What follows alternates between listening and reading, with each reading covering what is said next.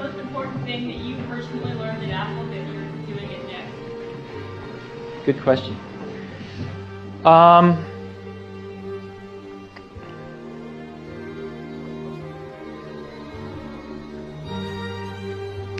I'm not sure I learned this when I was at Apple, but I learned it based on the data when I was at Apple. And that is, I now take a longer-term view on people. In other words, when I see something not being done right, my first reaction isn't to go fix it. It's to say,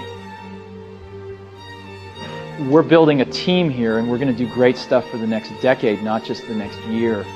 And so, what do I need to do to help so that the person that's screwing up learns?